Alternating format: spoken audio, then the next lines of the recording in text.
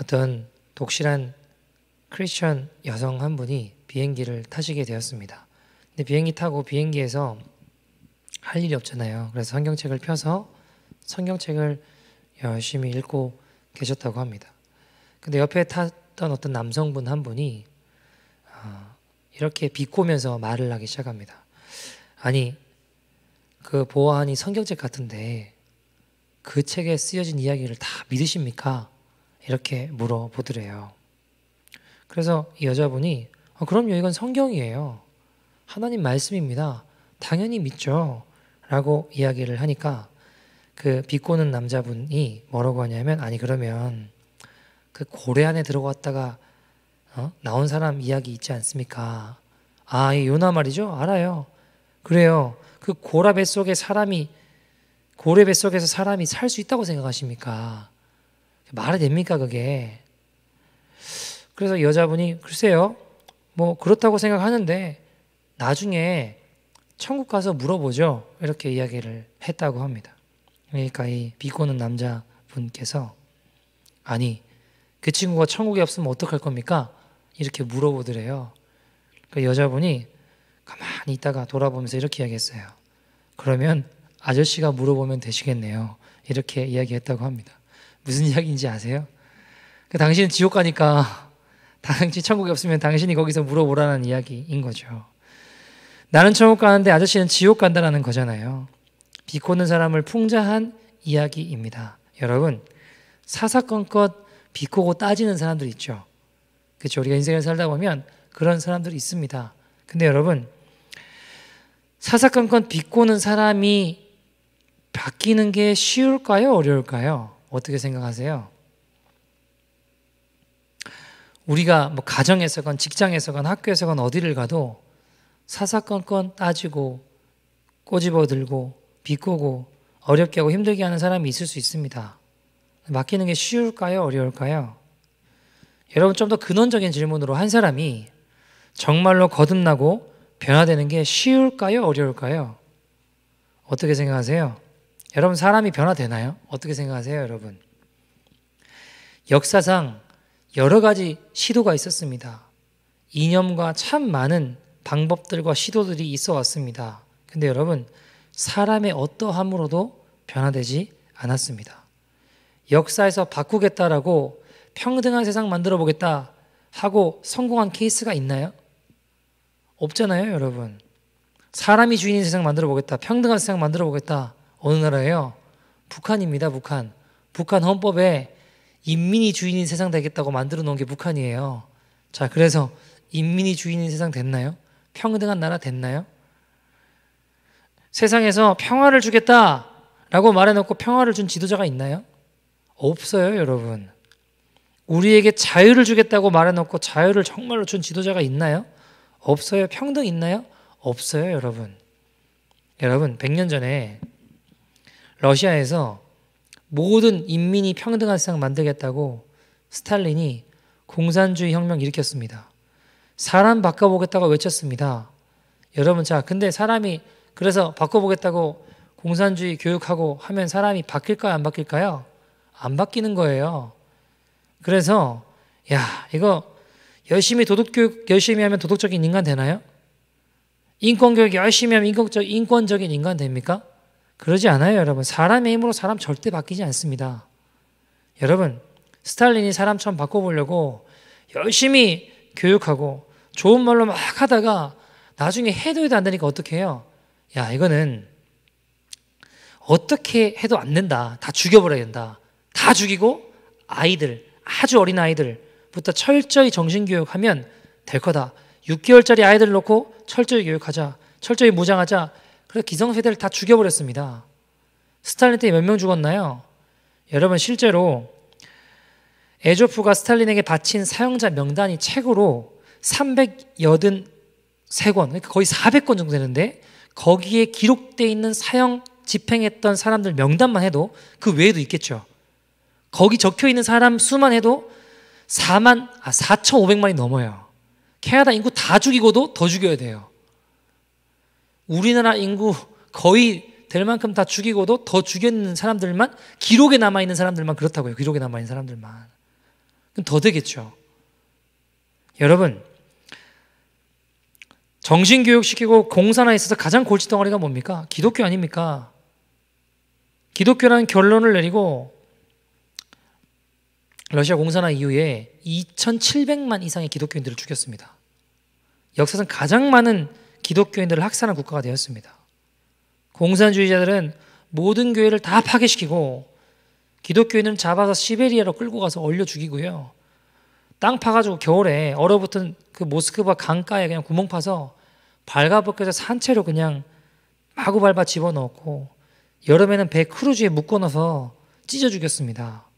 모든 교회의 종교 탑들부터 시작해서 다 뜯어버렸고 교회 불지르거나 부수거나 극장 같은 데로 만들어버렸습니다. 여러분, 이게 1900년도에 있었던 일인데 이렇게 공산화 과정에서 2,700만 명의 기독교인들을 죽였습니다. 자, 그러면 사람 자기 원하는 대로 공산화, 인민이 주인인 세상 만들 수 있었을까요? 여러분, 그때 2,700만의 기독교인들 뿐만이 아니라 그 외에 반동문자라고 해가지고 4,000만에서 4,500만 죽였어요. 도합하면 얼마입니까? 여러분, 잘 모르긴 몰라도 2차 세계대전 뭐 다 하면 여러분 적어도 1억 이상 죽였을 거예요. 자, 자기 백성들을 그렇게 죽였어요. 그래서 자기 뜻을 이루려고 한 사람입니다. 다 죽였는데 나라가 바뀌었나요? 변화된 소식이 들렸나요? 아니요, 여러분. 다 죽여봤는데 인간 안 바뀌다라는 거를 자기도 깨닫고 자기도 죽었어요. 그렇게. 모태똥이 아주 마오쩌둥이 못된 거 배워가지고 중국도 인민이 주인 나라 만들겠다고 문화의 대혁명 해가지고 자국민을 여러분 7,800만 이상 죽였습니다. 글 좀 배우고 뭐 좀 안다 그러면 다 잡아 죽였다고요. 너 세상물 먹어서 안 된다. 너는 이미 뇌가 오염됐다. 다 죽여버렸습니다. 여러분, 진짜 나쁘게 표현하면 중국 사람들을 그냥 다 개돼지로 만든 거예요. 그래서 인민이 주인 나라 됐습니까? 아니요, 여러분. 공산당원이 주인 나라 만들었습니다. 전 세계에서 인민이 주인 나라 만들겠다고 했지만 빈부격차 제일 심한 나라 중국 아닙니까? 평등한 나라 만들어 보겠다고 했지만 가장 빈부격차 심한 나라 아닙니까? 모든 그 기득권을 공산당원이 누리는 나라가 중국입니다. 예배의 자유가 없는 나라. 제 친구도 선교사로 있다가 쫓겨났어요. 교회 핍박하니까 다 외국인들 다 쫓겨내고 선교사 있는 사람들 다 쫓겨내고. 여러분, 캄보디아라는 나라도 아시죠? 킬링필드 아시지 않습니까? 폴포트란 사람이 아이들이 주인 나라 만들어준다고 꼬드겨가지고 하루아침에 그죠? 부모 포함해서 수많은 어른들을 애들이 칼로 다 죽였어요. 여러분, 200만 이상 학살했습니다. 학살. 이게 역사입니다. 바꾸겠다고 했는데 절대 안 바뀌어요. 이게 사람이 할 수 있는 겁니다. 여러분, 전 세계 각 나라들이 더 좋은 나라 만들겠다는 다 포부가 있잖아요. 목표가 있고. 근데 그래서 한 게 뭘까요? 무기 더 만들어서 지구를 60번 이상 다 부시고도 남을 만한 무기 만든 것밖에 없어요. 여러분, 근데 여러분, 이 수천 년 역사 가운데 유일하게 사람을 바꾸는 것이 딱 하나 있었는데 뭘까요? 뭐 때문에 바뀌었을까요? 변화됐을까요? 예수님 만나면 바뀌어요. 진짜 십자가 만나면 변화됩니다. 다른 사람 관둬놓고 여러분, 저와 여러분이 이 자리에 있는 이유가 뭔가요? 그분이 살아계시기 때문 아닙니까? 어떤 교육으로 어떤 논리로도 안 되는데 정말 십자가 예수님을 만나면 바뀌잖아요. 배도했던 베드로가 순교가 되지 않습니까? 예수 믿는 사람 잡아 죽이던 사울이 어떻게 되나요? 예수님 위해 자신의 목숨을 드리고 나아가는 바울 되지 않습니까? 그것이 성경에서 예수님 만난 사람들의 이야기입니다. 예수님 만나면 변화된다. 세리장과 온통 돈에 대한 욕심으로 가득 들어차 있던 그가 자기 재산의 절반을 나누고 가난한 자들을 돕고 섬기며 예수 믿는 사람답게 살아가고 변화되는 이야기가 성경의 기록 아닙니까? 여러분, 그래서 우리 가정, 우리 자신이 정말 예수님 만나게 해주면 우리 가정 바뀔 수 있습니다. 우리 학교, 직장, 이 사회, 이 토론토에 정말 예수님 만나게 해주면 이 땅 변화되는 것입니다. 여러분, 복음만이 사람을 변화시킵니다. 십자가 복음만이 죽어가던 사람을 살릴 수 있고 십자가 복음만이 진정한 변화를 일으켜냅니다. 여러분, 오늘 본문 보시면 죽어가던 병든 종이 예수님을 만나 살아나는 내용입니다. 이상한 건 주인인 백부장이 굳이 노예를 위해서 하지 않아도 될 일들을 한다는 겁니다. 당시 상황을 생각해 봤을 때는 말도 안 되는 일입니다. 여러분, 당시 노예들은요, 개, 돼지, 짐승들과 다름이 없었습니다. 주인에게 속해 있는 재산 목록에 있는 게 노예고 종이었어요. 그냥 병들면 어때요? 죽이고 또 노예를 사면 돼요. 그거 살려보려고 뭔가 시도를 한다, 노력을 한다, 뭔가 자기의 어떤 자존심도 내려놓고 예수님께 구하는 거잖아요. 여러분, 자존심 버리고 종을 살려달라고 예수님께 구하는 장면을 우리가 오늘 본문에서 보게 됩니다. 여러분, 우리는 우리 주변에 심지어 종같이 상관없어 보이는 사람들을 살려보려고 어떤 헌신을 이루고 계십니까? 내가 정말 내 자녀다 그러면 좀 이야기가 다를 수 있겠지만 종은 당시에 죽어도 상관이 없는 사람인데, 그런 어떻게 보면 나랑 그렇게 크게 관련 없어 보이는 사람을 위해, 그 영혼을 살리기 위해 여러분 자존심은 관둬놓고, 이 백부장이 한 자기 자존심 내려놓고 예수님께 구했잖아요. 어떤 헌신과 마음으로 나가보셨고 또 나가고 계십니까?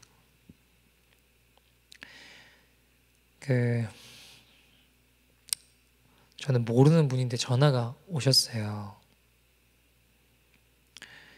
근데 이제 너무 힘드셔서 전화를 하신 것 같아요. 근데 이제 너무 힘들어서 전화를 하셨고, 저는 의인이 아닌데 의인의 기도를 그래도 들으시지 않겠냐고 그러면서 기도를 해달라고 하더라고요. 그래서 제가 의인이 아니라고 말씀드리고 기도는 하겠다고 했는데, 상황을 들어보니까 너무너무 힘드신 것 같아요. 제가 그 입장이라도 정신이 온전히 버티기가 좀 쉽지 않을 것 같아요. 여러분, 부모에게 가장 소중한 것 중에 하나가 자기 자녀잖아요. 또 그 자녀랑 손주 보는 건 또 다르다 그러더라고요. 근데 손주가 태어난 지 5개월밖에 안 됐는데 아침에 눈 떴는데 의식이 없어요. 병원을 데려갔습니다. 작은 병원 데려가니까 여기서 안 된다 해가지고 큰 병원 데려갔더니 뇌에 출혈이 너무 심하고 뇌가 붓고 막 얘 지금 당장 수술 안 하면 죽는다라는 거예요. 막 아무튼 갈비뼈도 부러지고 난립니다. 이상한 오해도 받는 것 같은데 정확하게는 잘 모르겠어요. 근데 그것 때문에 집에 있는 여러 가지 사건들 때문에 어쨌든 수술을 바로 진행한다고 했는데 열어보니까 수술을 할 수 있는 상황이 아닌 거예요. 5개월 된 애가 죄를 맞았겠습니까? 여러분, 뭘 어떻게 했길래. 그러니까 이분도 저 통화를 하면서 경향이 정신이 많이 없어요. 저도 마음이 많이 아프더라고요. 기도해달라고. 그래서 알겠다고 같이 기도하자고 기도해드리고 같이 기도하고 있는데, 제가 마음에 내가 능력은 없지만 그 아기가 있던 병원을 어딘지 들었거든요. 그래서 오늘 예배 다 끝나고 병원 가서 병원 벽돌이라도 붙잡고 기도하려고요. 병원 벽돌이라도 붙잡고, 하나님 이 아이 좀 살려주십시오. 제가 의인도 아니고 능력도 없지만, 저 누군지도 모르는 분이지만, 주님, 내 안에 소망이 없지만 주님께 소망이 있지 않습니까? 그러고 기도하려고요. 여러분, 사실은요, 이런 이야기는 저 진짜 안 하고 싶은데, 그리고 해봐야 도움될 게 하나도 없어요. 왜냐하면 이런 이야기 제가 하잖아요. 하늘에 기록되는 건 아무것도 없어요. 여러분, 사람이 내가 한 일을 알게 되잖아요. 그럼 하나님이 그때부터 기억 안 해주세요. 안 하고 싶어요, 사실은. 근데 여러분, 아무 상관없는 사람이지만 우리 마음을 들여서 하나님 기뻐하신 일에, 한 영혼을 살릴 수 있는 일에 우리의 삶을 들여 걸어간다면 우리 주님 얼마나 기뻐하실까요?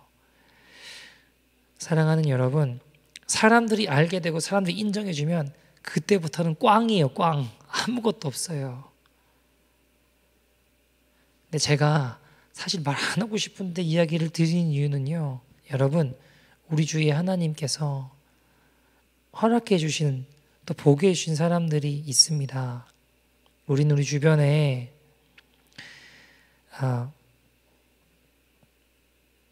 우리랑 상관없어 보이는 사람은 관둬놓고 내 가족, 내 친구 위해서 살리겠다고 자존심 내려보셨습니까? 아니면 고집 부리고 내 자존심 상할까봐 혈기로만 일관하고 계시진 않으십니까? 여러분, 이 백부장에게는요, 당시 시대 상황으로서는 도저히 불가능해 보이는 자아를 내려놓고 예수님께 도움을 구해요. 자존심 내려놓고 구하거든요. 자, 그럼 어떻게 이게 가능했을까요? 어떻게 이런 일이 가능할까요? 2절에 키가 있는데요. 2절 보시면 이렇게 이야기합니다. 어떤 백부장이 사랑하는 종이 병들어 죽게 되었다고 하죠. 여러분, 사랑하면 가능합니다. 사랑하면 이야기 달라져요. 사랑하면요, 내 자식처럼, 종이었지만 내 자식처럼 생각이 되는 거예요. 아무리 노예라고 할지라도 사랑하면 살리고, 사랑하면 내가 할 수 있는 모든 노력을 다 동원해서라도, 때론 내 자존심이 상해도, 때론 억울하고 힘들어도 괜찮아요. 사랑하면 이길 수 있어요. 그거 해서라도 살리고 싶은 거예요. 죽도록 내버려 두고 싶지 않은 겁니다. 사랑하면 미쳤다 소리를 해도, 야, 노예한테 뭐 그렇게 할 거 있냐?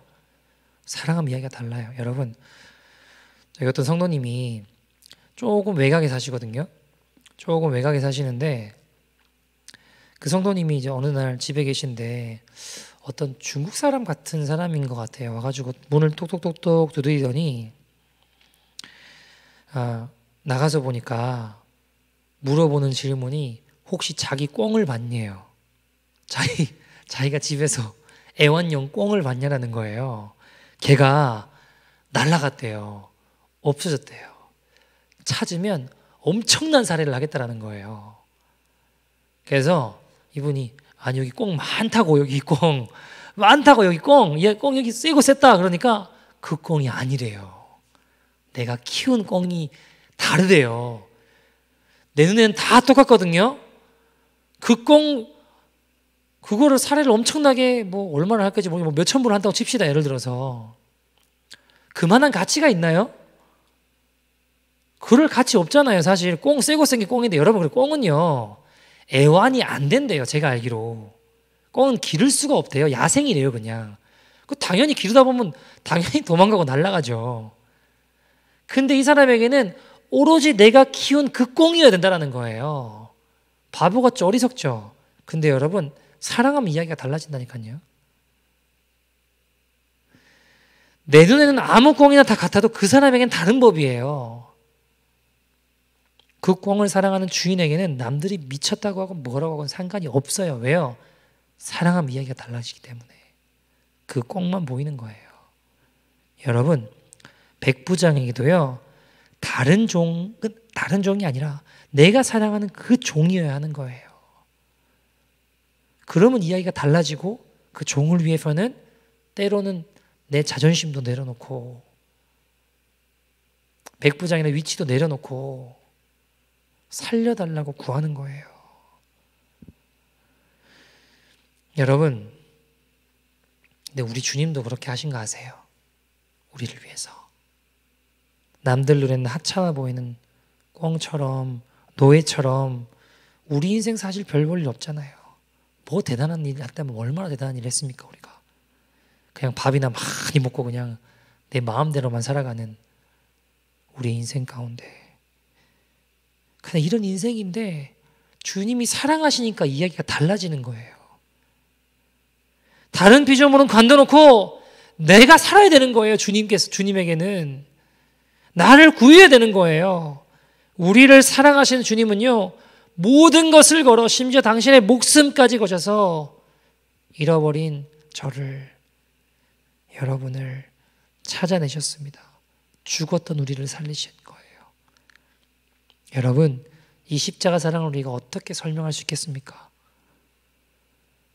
주님께는 내가 아니면 안 되는 거예요. 이 은혜를 우리가 어떻게 표현할 수 있겠습니까?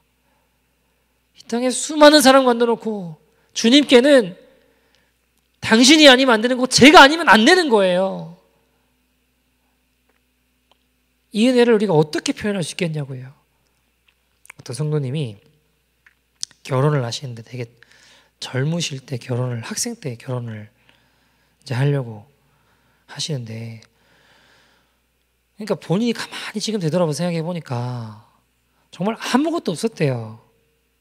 그리고 나 같았으면 귀하게 키운 딸을 안 보내줄 거라는 거예요. 아니, 뭐가 있어야지 보내주지. 나 같은 사람에게 왜 보내주셨을까 이해가 안 되는 거죠. 돈도 없는 학생입니다. 집안이 뭐 대단한 것도 아니고 돈도 힘도 능력도 아무것도 없어요. 그래서 후에 장인어른께 물어봤대요. 아니, 왜 저에게 딸을, 누구를 시집을 이렇게 보내주셨습니까? 물어보니까 이 장인어른이 뭐라고 하셨냐면 떡잎을 모았다 그러더래요. 떡잎을. 아무것도 없는데 그냥 나를 믿어주고 건져주고 기다려주시는 하나님의 사랑이 이런 게 아닐까라는 생각을 해보셨다라는 거예요. 오늘도 나를 포기하지 않으시고 아무것도 없는 나를 사랑하셔서 건져주시려고 그냥 기회를 주시고 다시 살려주시고 다시 은혜를 베풀어 주시고 포기하지 않으시는 주님은 여러분 오늘도 저와 여러분을 또 우리 주위에 있는 그 한 영혼을 포기하지 않으세요. 은혜라고밖에 설명할 수가 없는 우리의 삶 가운데 여러분 하나님 동일하게 찾으시는 것이 한 영혼입니다. 예레미야 5장 1절 보시면 성경이 뭐라고 이야기하냐면 이렇게 이야기합니다. 같이 읽어볼까요? 예레미야 5장 1절입니다. 시작. 너희는 예루살렘 거리로 빨리 다니며 그 넓은 거리에서 찾아보고 알라. 너희가 만일 정의를 행하며 진리를 구하는 자를 한 사람이라도 찾으면 내가 이 성읍을 용서하리라. 주님은 주님이 찾으신 한 사람이 준비가 되면 이 죄악으로 가득한 멸망을 앞당기고 있는 치닫는 이 나라를 살릴 수 있다라고 말씀하십니다. 여러분 한 사람이 하나님 앞에 바로 서잖아요. 하나님의 진노를 거두어 용서하시고 이 땅을 구원하시고 새롭게 하신다고 성경이 이야기하고 있습니다.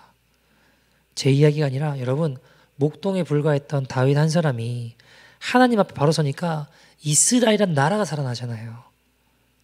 하나님 모시는 건 세상 사람들하고 달라요. 세상 사람들은 스펙을 보겠죠. 네 능력이 얼마나 대단하냐라고 이야기할 겁니다. 근데 하나님은요. 하나님 앞에 어떤 마음을 가지고 살아가느냐 그 사람을 찾으세요. 그 사람을 사용하십니다. 여러분 하나님이 일으키시면요. 세상 그 누구도 막을 수 없어요. 반대로 하나님이 낮추시잖아요. 세상 그 어떤 사람도 일으킬 수 없습니다. 여러분 하나님 사랑하는 마음으로 순종하는 훈련이 된 자를 사용하시더라고요. 하나님 사랑하는 마음으로 죄악을 끊어내버리고 회개하고 결단하여 거룩한 길을 걸어가는 그 한 사람을 주님이 찾고 계십니다. 다윗 한 사람이 목숨 걸고 하나님 나라에 헌신하니까 시대가 바뀌었어요. 단 한 사람만 예수 그리스도를 위해서 목숨 걸면 여러분 이 땅 달라질 수 있습니다. 변화될 수 있습니다. 여러분 그걸 하시겠습니까? 저는요 죽음에 대해서 묵상을 참 많이 합니다. 틈나면 제일 많이 하는 것 중에 하나가 죽음에 대한 묵상이에요. 한국에 있을 때는 그래서 무덤 있잖아요. 무덤에 종종 갔어요. 거기 가면 지금 내가 막 고민하고 힘들어하고 어려워하는 일들이 그냥 하나도 별거 아닌 것처럼 느껴지고 생각이 되기 시작해요. 지금 나는 이 문제 때문에 막 골머리 아파하는데 무덤가에 가서 가만히 기도하다 보면요, 내가 지금 고민하고 있는 일이 죽음 앞에서 하나도 큰 일이 아닌 거예요. 그걸 깨닫고 자꾸 보는 거예요. 그래서 때로는요, 제 자신이 참 싫을 때도 저를 자꾸 죽음의 쓰레기통에 자꾸 집어넣어요. 야, 너는 왜 이 모양이냐, 이런 생각도 해보거든요. 그런 생각도 많이 해요. 그리고 죽음의 쓰레기통에 자꾸 저를 집어넣어보고 자꾸 거기 세워봐요. 그러면 많은 것이 선명해지더라고요. 여러분, 어느 날 주님이 나타나셔서 야, 내가 네 인생 좀 사용하자, 만약에 그렇게 말씀하시면 리사이클 좀 하자. 여러분, 어차피 저는 죽은 인생, 버려진 인생, 별 볼일 없는 나 같은 인생을 주님이 쓰자고자 하시면 얼마나 감사해요. 마음껏 쓰십시오, 주님. 어차피 내 인생 그분 앞에 드렸기 때문에 아쉬울 것도 없고 두려울 것도 없고 아까울 것도 없었어요. 하자는 대로 그냥 하면 돼요. 하자는 대로 그냥 했어요. 바보 같다는 소리 많이 들었습니다. 무시당할 수도 있고 어려움 당할 수도 있어요. 근데 여러분, 순종하면 하나님 역사하시더라고요. 내 능력이 대단해서가 아니에요. 저는 모든 것이 평범 이하인 사람입니다. 뭐 하나 특별하게 잘하거나 대단한 거 없는 사람이에요. 근데 여러분, 하나님은 실력이나 능력이 뛰어난 사람을 찾으신 게 아니라 순종하는 사람을 찾으세요. 그 인생을 주님께 드려 십자가에 내 자신을 못 박고 말씀대로 자신의 인생을 드리는 자들을, 순종하는 자들을 찾고 계실 뿐입니다. 성경의 모든 하나님의 사람들은, 그리고 역사상 사용받은 수많은 하나님의 사람들은 다 동일하게 순종하는 자들이었습니다. 여러분, 원수가 우리가 하나님께 내 인생을 드리고 순종하려고 하면요, 가만히 있을까요? 방해할까요? 너무 어려운 질문인가요? 여러분, 절대로 가만히 안 있죠. 엄청나게 역사합니다. 하나님 뜻대로 죄에서 돌이키고 하나님이 기뻐하신 대로 걸어가려고 하면 원수는 반드시 방해합니다. 여러분, 방해하면 주저앉아야 될까요? 돌파해야죠. 기도하고 성령의 은혜와 능력을 받아 돌파해 나가야죠. 이겨야죠. 마귀에게 질 수는 없잖아요, 여러분. 사람한테 얼마나 질 수 있겠어요? 무시 당할 수 있겠어요? 욕 먹을 수 있겠어요? 근데 마귀한테는 못 지겠어요, 여러분. 여러분, 만약 우리 인생에 아무 일도 안 일어나고 있다, 원수의 방해가 없다, 그러면 그게 진짜 이상한 거예요. 아니, 그게 진짜 심각한 겁니다, 여러분. 뭔지 아십니까? 마귀의 감옥 안에 딱 갇혀있기 때문에 마귀가 안 건드리는 거예요. 여러분, 괜히 건드렸다가 기도하면 어떡해요? 괜히 기도했다가 하나님 앞에 엎드리고 헌신하고 회개하고 뭐 그러면 큰일 나잖아요. 그럼 가만히 두면 지옥 가요. 그러니까 안 건드리는 거예요, 여러분. 여러분, 우리가 하나님을 위해서 뭔가 하려고 하면요, 하나님의 뜻대로 순종하고 죄를 돌이키고 거룩한 길을 결단하고 상황이 어떻든 현실이 어떻든지는 관계없이 하나님 말씀대로 순종하며 걸어간 자를 지금 찾으시는데, 그 길로 걸어가려고 하면요, 원수는 반드시 공격합니다. 얼마나 집요하게 괴롭히는지 모릅니다. 여러분, 제가 이민교회를 이제 뭐 어쨌든 개척을 했어요. 주님이 하셨죠. 주님이 교회를 이루셨고 시작하셨으니까. 근데 여러분, 처음에 이민교회에 대해서 이야기를 제가 들어봤을 거 아니에요. 저는 여기서 뭐 이민을 왔던 사람도 아니고 여기서 자란 사람도 아니고, 어쨌든 이민교회 이야기 들어보면 좋은 이야기를 많이 들을까요? 안 좋은 이야기를 많이 들을까요? 안 좋은 이야기를 많이 듣고 굉장히 뭐 겪어보지 못한 희한한 상황들과 이야기들도 많이 들어봤어요. 근데 여러분, 심지어 목회자들도 어떤 이야기를 하냐면 이민사회 현실이 너무 힘들다, 어렵다. 그렇죠, 힘들죠, 어렵죠. 그러니까 그렇기 때문에 안 그래도 사람들 지쳐있다 이거예요. 근데 자꾸 막 회개해야 된다. 주님 앞에 인생을 드리고 목숨을 드려야 된다. 헌신해야 된다. 죄악된 삶을 끊어야 된다. 주를 위해 살아야 된다. 이런 소리 하면 다 떨어져 나갈 거라는 거예요. 그냥 많이 위로해주고 축복 설교 많이 하고 그래야 된다는 거예요. 주님을 위해 우리 인생을 돌이켜야 된다. 회개해야 된다. 죄악된 삶 버려야 된다. 좁은 길 십자가 길 결단해야 된다. 헌신해야 된다. 이런 이야기하면 다 도망간다는 거예요.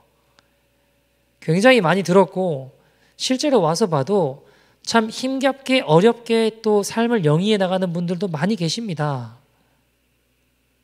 근데 여러분, 목숨 걸었으면 이야기 달라지는 거 아닐까요? 목숨 걸었다면 이야기가 다르지 않을까요? 원래 내 인생 주님 없으면 그냥 쓰레기통에 버려지는 인생이잖아요. 주님 없으면 내 인생 어차피 그냥 쓰레기통에 버려진 채로 끝나는 인생 아닙니까?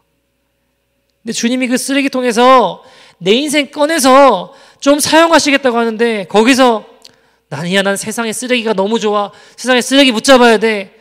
난 여기 쓰레기 너무 좋아. 그것 때문에, 그렇기 때문에 안 된다고 하실 겁니까? 여러분, 주님 앞에 섰을 때 남는 게 뭘까요? 그게 제일 중요한 거 아닌가요? 우리가 오늘 찬양도 했잖아요. 잠시 머물 이 세상은 헛된 것들 뿐이니 주를 사랑하는 마음 금보다도 귀하다. 주를 맞을 준비함이 금보다도 귀하다. 주님 앞에 섰을 때 영원히 남는 것이 가장 중요한 거 아닐까요? 한 영혼을 위해서 우리의 삶을 드리고 한 영혼을 위해서 우리가 주님 앞에 드린 흔적들 회개하고 주의 말씀대로 순종하며 한 영혼을 위해 죽어가는 한 영혼 살리겠다고 드린 나의 삶의 흔적이 주님 앞에 남을 줄 믿습니다. 여러분, 여기 북미에 제가 알기로 큰 부흥이 한 2번 정도 있었다라고 알고 있습니다. 근데 여러분, 토론토에도 부흥이 있었다라고 들었거든요. 근데 어떻게 그런 큰 부흥을 경험했던 땅이 이 마지막 때에 가장 심판을 앞당기는 그런 도시가 되었냐고요. 여러분 아시다시피 토론토는요, 동성애자들의 천국으로 소개되는 곳입니다. 세계 최대의 동성애 축제가 벌어지는 곳 중에 하나입니다. 살기 좋은 나라, 살기 좋은 도시 하면은 여기 그래도 항상 많이 뽑히더라고요. 보면 왜 그런지는 저도 잘 모르겠는데 어쨌든 많이 뽑혀요. 근데 여러분, 문제는 영적으로는 완전히 바닥이에요. 박보영 목사님이 전 세계에서 가장 집회 가기 싫은 도시가 2군데인데 토론토랑 샌프란시스코 그래요. 오면은 너무 머리가 아프고 너무 힘드시대요. 사단이 이제 밤에 이제 걸잖아요, 싸움을. 그럼 밤새 기도하고 싸우고 나가야지 그 다음날 집회하실 수 있대요. 임철 목사님 모셨을 때도 너무 머리 아파하시고 힘들어 하시더라고요. 저는 영적으로 둔해서 잘 몰라요. 근데 확실한 건 하나는 영적으로 쉬운 도시는 아니다라는 건 알고 있어요. 몇 가지 하나님 경험해 주게 하신 것들이 있거든요. 여러분 어쨌든 더 안타까운 건 여러분 영적으로 바닥이니까 당연히 교회들이 힘을 못 써요. 교회가 없는 게 아니에요. 한인교회만 해도 300개, 400개 된다고도 알고 있습니다. 근데 깨어서 싸우기는커녕 오히려 끌려가는 거예요, 그냥. 여러분 모르겠어요, 저도. 건물 뺏길까 봐 두려운 건지 무서운 건지 무슨 권리를 잃게 될까 봐 무서운 건지 뭐 때문인지는 잘 모르겠지만 뭐 PC USA, PCC, 장로교 다 대부분 동성애 동의한다고 사인하고 남았잖아요. 작년 이맘때쯤에. 뭐 어떤 분은 자꾸 우리 교회는 WCC 아니냐 그러는데 여러분 할 이야기가 많지만 저희 교회는 미남침내 교단입니다. WCC 그런데 가입도 하지도 않을 뿐더러 동성애 절대 반대하는 교단입니다. 안 그러면 저도 교단 나가죠. 여러분 제가 진짜 이해가 안 되는 게 이게 너무 그냥 상식적으로 생각해요. 상식적으로. 동성애자들은 동성애를 동의하겠죠. 자, 그러면 이성애자들이 동성애를 반대할 권리도 있어야 되는 거 아니에요? 너무 그냥 상식적으로 생각해요. 상식적으로. 여러분, 우리는 반대해. 뭐 죽이겠다는 게 아니라 반대할 수 있는 목소리를 낼 수 있도록 그 권리는 있어야 되는 거 아니냐고요. 동성애를 자유롭게 반대할 권리도 주는 게 공평한 거 아닙니까? 반대할 목소리마저 묵살시켜버리면 그게 전체주의 세상이고 공산국가 아닙니까, 여러분? 독재 아닙니까, 그게? 인권 그렇게 외치는데 독재자들 그렇게 싫어한다면서 반대하면 법으로 심판하겠다 하는 게 그게 독재잖아요, 독재. 자, 여러분, 다 건너놓고 우리가 하나님 앞에 이렇게 기도하는 한 사람들이 되었으면 좋겠어요. 하나님 살아계신 것을 보여주십시오. 제가 순교해도 좋습니다. 제 인생 바쳐도 좋습니다. 제 목숨 가져가셔도 좋습니다. 하나님 살아계시다는 것을 보여주십시오. 우리가 이런 마음 가지고 걸어가면 교회에 회개의 역사들이 일어날 것입니다. 여러분, 회개의 불꽃은 주님 찾으시는 마음을 가진 한 사람으로부터 시작되는 것입니다. 여러분, 교회는 살아있는 곳이어야 합니다. 세상이 두려워서 여기 피하는 곳이 교회가 아니에요, 여러분. 여기는 다윗과 같은 용사들이 일어나는 곳입니다. 만들어지는 곳입니다. 그게 교회입니다, 여러분. 여러분, 다윗 아시는 대로 버려진 인생이었잖아요. 우리가 잘 아시는 대로 사무엘상 16장 여기 보면 어떤 내용들 나오나요? 성경에 여러분, 우리가 잘 아시는 대로 성경에 다윗의 엄마가 누구라고 나오나요, 안 나오나요? 안 나와요. 누구라고 밝히고 있지 않아요. 그냥 이세의 아들이라고만 나오지 엄마가 누군지는 나오지 않습니다. 근데 여러분, 사무엘이라고 하는 당시에는 가장 유명한, 가장 대단한 하나님의 사람, 뭐 지금으로 따지면 뭐 어떻게 얘기할지 모르겠는데 그냥 대통령이라고 칩시다. 대통령이 그 집에 방문을 했어요. 아이들 다 불러오래요, 네 아들들. 누구는 빼요? 다윗은 빼잖아요. 아들로 보는 거예요? 안 보는 거예요? 안 본다라는 거예요. 얘네들 뿐이냐 그러니까 막 얘네들밖에 없는데 막 고민하다가 하나 더 있긴 한데 걔는 아니라고 뭐 이러잖아요. 그게 다윗이었습니다. 여러분, 다윗은 뭐 하고 있었죠? 종들이 하고 있는 양치는 일이나 하고 있었어요. 이게 말이 안 되는 게요. 원래 막내는 요셉처럼 아버지의 기품조 역할을 감당해야 되는 게 이스라엘 문화예요. 근데 왜 종들이 하고 있는 양을 치고 있냐고요. 사무엘이 분명히 아들들 다 불러오라고 했는데, 여러분, 우리가 그 성경의 원죄에 대해서 이야기할 때 시편 51편 5절을 인용하잖아요. 원죄에 대해서도 충분히 설명되는 말씀이기도 하지만 다윗의 고백이잖아요. 내가 죄악 중에 출생했다. 여러분, 원죄를 표현하는 구절이기도 하지만 전 동시에 이 다윗의 고백이 정말로 어떤 죄악 중에 원치 않는 출생으로 태어났을 수도 있겠다라고 생각해요. 어머니가 정상적인 결혼의 출생이 아니었다라고도 생각이 듭니다. 굳이 이렇게 표현했던 것들을 가만히 생각해 보면, 그리고 정황들을 봐서도요. 자녀 취급도 못 받죠. 종들 취급받는 인생이었습니다. 부모도 그 누구도 주목하지 않는 그런 한 사람이었습니다. 근데 그 한 사람을 버려진 인생이었지만 하나님 앞에 예배하는 그 모습들, 하나님 앞에 살아가는 그 한 가지 때문에 하나님 찾으시는 그 한 사람, 하나님 그를 선택하실 때 다윗은 자기와 아주 유사한 오합지졸들 모아가지고 경제적으로 파탄난 사람, 인생 망가진 사람, 사회에서 소외된 사람, 아둘람 그래서 끌어안잖아요. 자기처럼 버려진 인생 같은 사람들 다 끌어안아서 어떻게 되나요? 그 사람들이. 그 사람들을 거두었다가 하나님께 헌신시키니까 어때요? 결코 패하지 않는, 돌아서지 아니하는 하나님 나라의 계급 공신들이 된 줄 믿습니다. 여러분,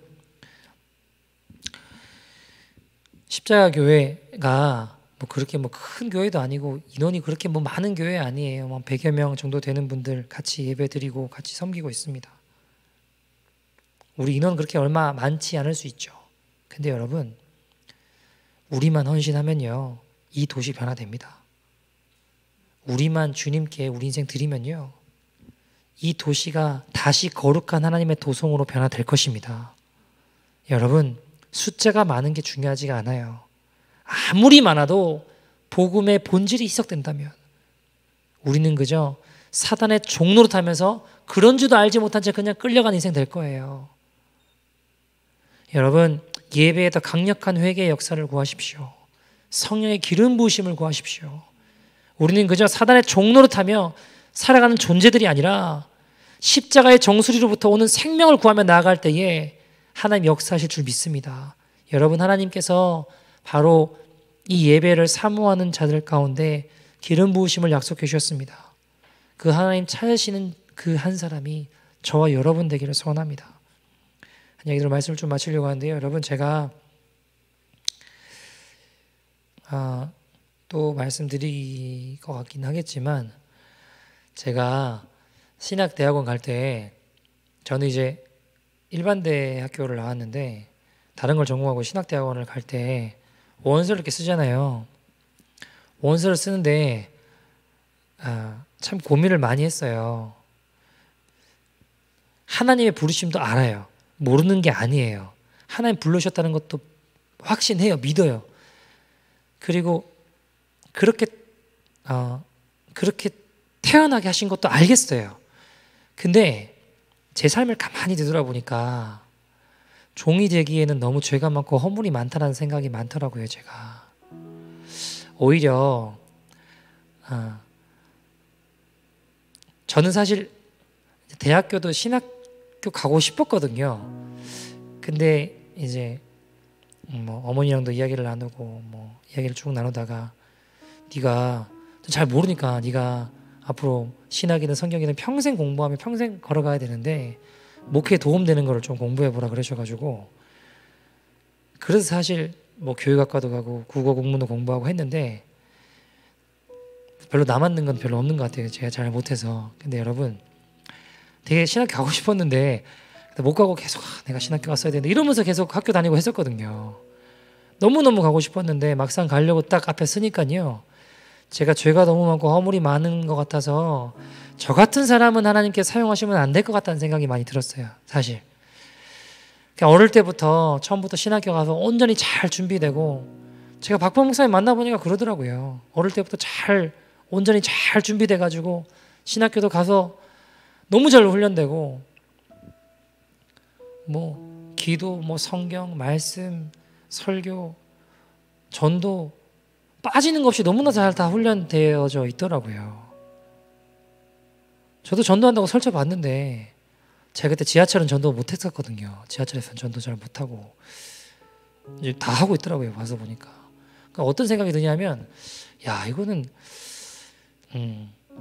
이들의 삶은 너무 거룩하고 나는 이 길을 가면 주님께 해가 되지 않을까, 이런 생각들이 좀 많이 들었어요. 나 같은 사람은 너무 허물 많고 죄가 많으니까 이 길 가면 주님 얼굴에 먹칠하는 건 아닐까. 너무 준비된 게 많이 없다. 너무 부족하다. 이런 생각이 참 많았던 것 같아요. 죄도 너무 많이 졌고 주님이 내가 너 모른다 그래도 제가 할 말이 없다는 걸 아니까 이게 안 되겠는 거예요. 기도를 하는데, 하나님, 제가 태어난 것도 서원에서 태어났다는 것도 알겠고, 주님 만날 때 하나님 부르셨다는 것도 알겠고, 다 알겠는데, 근데 제가 이 길 가기에는 걸음마다 자옥마다 죄가 너무 많은 것 같아요. 그게 안 될 것 같은데 주님 어떻게 해야 됩니까? 기도를 너무 부족해요. 기도를 하는데 주님 뭐라고 하시냐면, 제 마음에, 종민아, 네 평생 걸려 한 영혼 나에게 인도할 수 있다면 이 길 걸어가지 않겠니? 라고 물어보시더라고요. 근데 제가 그 말엔 더 이상 대꾸할 수 있는 어떤 이야기가 없었어요. 왜냐하면 평생 한 영혼 주님께로 인도하는 거는 평생 걸어가면서 그렇게 살아가보고 가봐야 되는 거잖아요. 그러니까 제가 이것 때문에 안 돼, 저것 때문에 안 돼요 더 할 말이 없는 게, 네 평생 걸려 한 영혼 나에게 인도할 수 있다면 이 길 걸어가지 않겠냐고 물어보시는데, 그 말은 제가 평생 정말 가봐야 아는 거잖아요. 그러니까 더 할 말이 없더라고요. 예, 주님, 그러면 제가 주님 뜻에 주님 뜻이 그러하다면 순종하겠습니다.